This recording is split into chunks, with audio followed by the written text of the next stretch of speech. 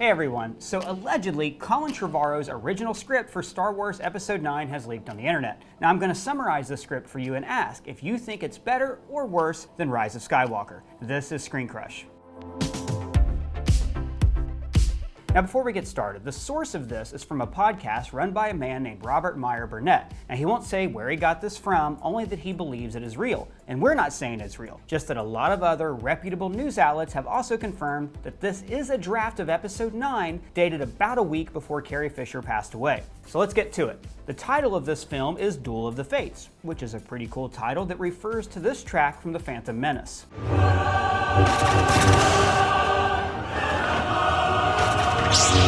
The major difference between this draft and Rise of Skywalker is that Palpatine does not return. The opening crawl, which we've copied in the description, says that the First Order has spread across the galaxy, and Kylo Ren has jammed all communications across the galaxy so no one can organize a rebellion. So basically, he shut down the internet. The first 15 pages are a fun caper adventure with Finn, Poe, Rey, and BB-8 trying to destroy a First Order shipyard by blowing up its power source. Now this is very reminiscent of the shield bunker from Return of the Jedi, and at one point, Poe even says, "Now let's blow this thing and go home." But they're discovered by the bad guys, and a First Order admiral even says, "Your outdated tactics are pitiful." Now, because they're basically copying Return of the Jedi, this is a meta way of saying that what worked in the old movies won't work again and that they need new ideas. So they improvise, and instead they steal a Star Destroyer and bring it back to the Resistance base. Now also during the fight, we see that Rey has created a new weapon, a double-bladed lightsaber that's crafted from her staff and Luke's broken saber. That's interesting how elements of this script made it into Rise of Skywalker. Also, we see workers in the shipyard, they're treated like slaves, which carries the narrative thread from The Last Jedi, showing workers being oppressed in Canto Bight. So this whole opening is very much like the opening of Return of the Jedi, when the rebels rescue Han Solo from Jabba's palace. So then we cut to Coruscant, which is all dilapidated. And this is a quote from the screenplay. "The new structure is built atop the Deco architecture of the Old Republic, growing older as we go into the layers below, sedimentary layers of progress." And there's also poor people and scavengers living in the lower level, kind of like Blade Runner. The First Order have occupied the planet and have a massive palace that's also a starship, similar to the Trade Federation ships in Attack of the Clones. Hux, who's now Chancellor Hux, is ruling over the planet and addresses a ruling council of Imperial warlords. The council wants to know where Kylo Ren is because he's been off searching for some greater power.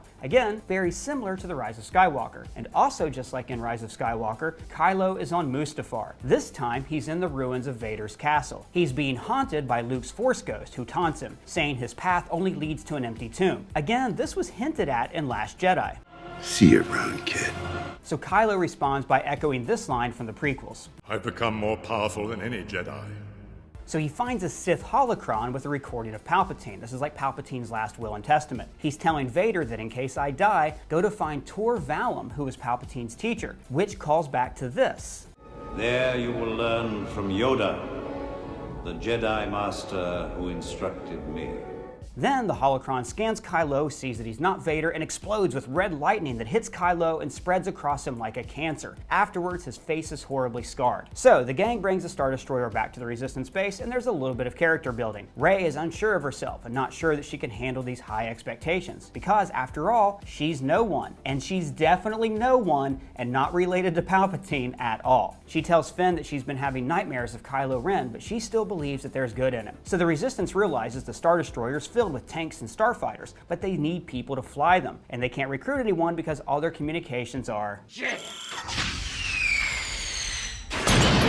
So Rey hits the old Jedi text and reads about a communication device at the old Jedi temple on Coruscant. This is called a Force Beacon, and it can send signals to multiple planets. And the tech is so old, the First Order can't stop it. So Force Ghost Luke appears to Rey as she trains, just like he's also appearing to Kylo Ren. And she's not sure of herself, and he's encouraging her. Meanwhile, Kylo returns to Coruscant and makes a new mask of Mandalorian armor to cover up his jacked up face. And they put it on while it's still hot, so it actually melts to his skin. Afterwards, Kylo goes to this balcony with Vader's mask, and he tells the mask, "I understand your weakness and pain. You allowed love to cloud your judgment." And then he throws the mask off the building and it smashes. So then the Resistance break into two teams. Rose, Finn, R2, and C-3PO are going to Coruscant to light the beacon, while Rey, Poe, and Chewbacca are going to find a seer who can look at Rey's visions of Kylo and find out where he is. Oh, and by the way, Poe has kind of a crush on Rey. Before they leave, Rey tells Leia that they're still good in Ben, and Leia tells her, "You're not like my father or my brother. You're new," Whatever happens, remember the Force chose you, Rey. Your story isn't written by anyone else. Kylo then leaves for planet Remdakor, where he finds a castle destroyed by a battle, and there's skeletons everywhere from a great war, ancient Sith skulls still inside their armor that have been there for centuries. And he meets Tor Valum, who's the 7,000-year-old Lovecraftian monster. He tells Kylo that he can take his place among the gods of Mortis and rule the galaxy without ships or weapons. Then he tells him, the living force is nourishment. The more you consume, the stronger you become. Now, the living force is generated by all living things that both Yoda and Qui-Gon talk about. Be mindful of the living force, young Padawan.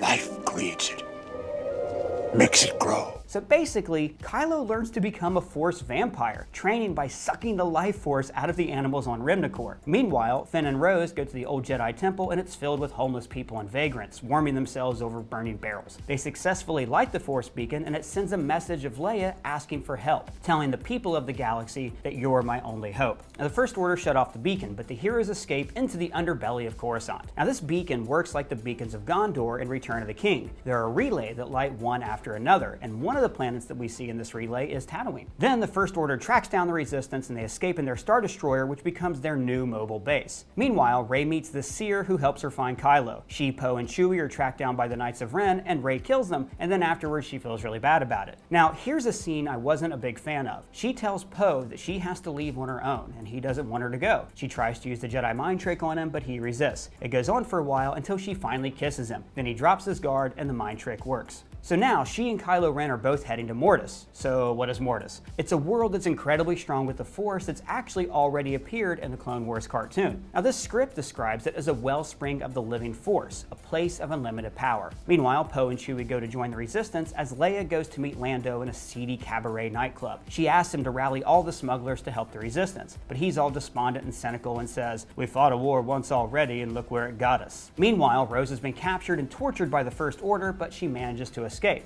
While that's going on, Finn starts to organize the underclass of Coruscant into a rebellion that attacks the First Order's palace, and he convinces a group of former stormtroopers like himself to turn against the First Order. Then Leia arrives on Coruscant with her forces, and there's a massive space battle while the rebellion is attacking the palace on the ground. Now, during this battle, Chewbacca flies an X-Wing. Back on Mortis, Rey and Kylo are journeying separately to the temple. Just like in the Clone Wars episode, they each have Force visions. In Kylo's, he confronts Han Solo, who tells him to return home to his mother. Now, this is similar to Rise of Skywalker, except in this vision, he kills Han all over again. Rey sees a vision of her parents on Jakku saying goodbye to her, and her mom is telling her, "Look, we'll come back. You'll understand why later. We're so sorry." And then she sees something else in the vision that really shocks her, and she snaps out of it. So then she and Kylo meet outside this Force temple. Kylo wants to enter, and Rey's going to stop him. They duel. And during the fight, Kylo is like, join me. And Rey says, "You killed millions of people just like you killed my parents." What? And then we see her vision from Force Awakens, where Kylo is with the Knights of Ren in the rain, and they're surrounded by dead bodies, and we see him killing her mother and father at the behest of Snoke, which I gotta say is pretty stupid. But now the fight is personal. Rey lashes out in anger, and Kylo wounds her above the forehead and blinds her. Now, I'm not sure if the blinding is permanent or not. He throws her down the stairs, and he enters the temple. But inside, there's nothing. Luke's Force Ghost is there, taunting him, saying, "You're no Skywalker." And then Luke gives this speech about how the Force can't be owned by one person. It belongs to everyone. And as he's saying this, it cuts to the space battle, the ground battle, and Rey. And she finds the strength to stand up. She blindfolds herself, and she enters the temple to fight Kylo Ren. So she fights him blindfolded, and she wins, shattering his lightsaber. But then he uses his new Force vampire abilities to suck the living Force out of her. And she holds out her hand just like he did in Last Jedi and says, "Ben, please." And Luke appears, pleading to him, and Kylo hears Leia's voice. And as he's pulling the life force from Rey, his scars are healed, and he has a change of heart. He feels love coming from Rey. So he takes her hand and sends life force back into her. So now she's filled with the light and dark sides of the Force. Kylo gives his life to save hers, and he's redeemed. And with his dying breath, he reveals her last name, Solana. Now, back on Coruscant, Lando shows up with the smugglers, and they defeat the First Order. When Hux realizes the battle's lost, he kills himself with a purple lightsaber, because it turns out that he's a secret Jedi fanboy who's secretly been trying to use the Force. Then the First Order Citadel, which remember is also a spaceship, takes off. But while Rose was escaping earlier, she hacked the hyperdrive, and the Citadel jumped straight into a planet.